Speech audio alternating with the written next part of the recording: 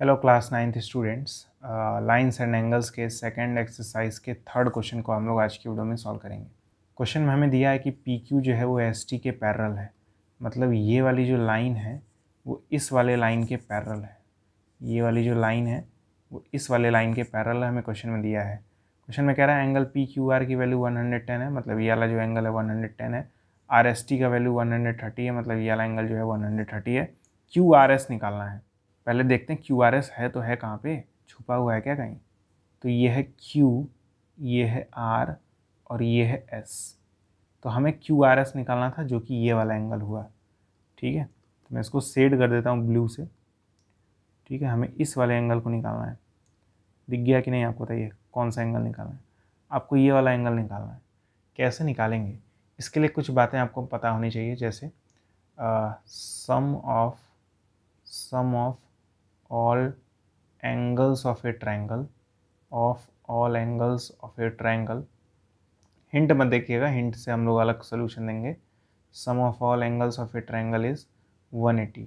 जैसे आपने मान लीजिए ये एक ट्रायंगल लिया है, ठीक है, मान लीजिए आपके पास ये ट्रायंगल है, तो इस ट्रायंगल के अंदर 3 एंगल होते हैं। तो मैं ये कह रहा हूँ ना कि तीनों एंगल को अगर आप जोड़ देंगे ना तो 180 आएगा।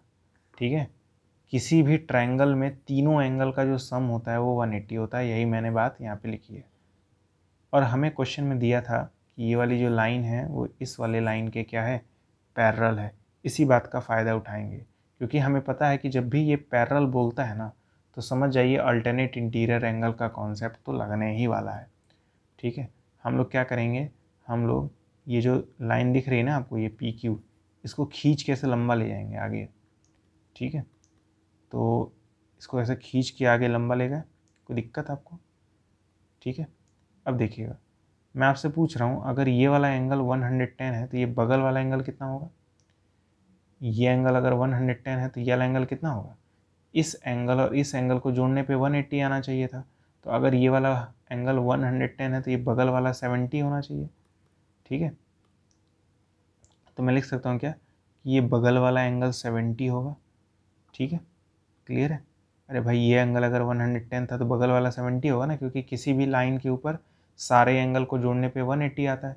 तो यहाँ पे एंगल 110 है और यहाँ पे एंगल फिर 70 होना पड़ेगा। ठीक है, अब देखिएगा, ये वाली जो लाइन थी, ये वाली जो लाइन थी वो इस लाइन के पैरेलल थी ना।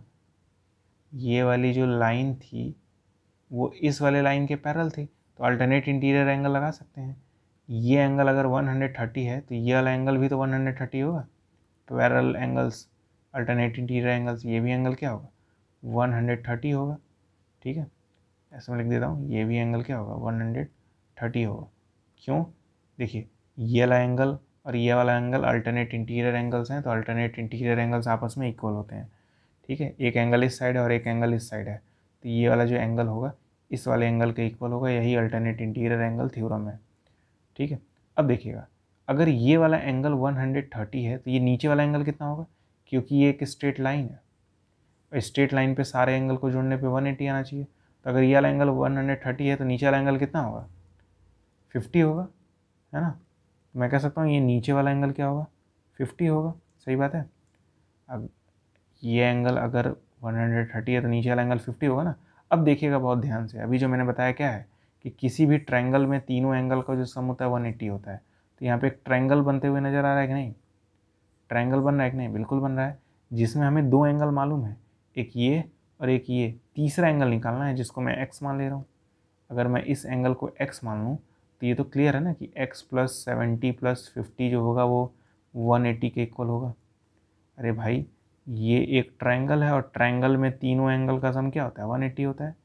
तो ये 70, 50 और ये x को जोड़ने पे क्या आना चाहिए, 180 आना चाहिए। ठीक है, बस अब सॉल्व करना है। तो अगर x + 120 बराबर 180, ये 120 उधर जाएगा तो क्या हो जाएगा, माइनस हो जाएगा। तो 180 - 120 दैट इज़ x की वैल्यू क्या आ जाएगी, 60 आ जाएगी।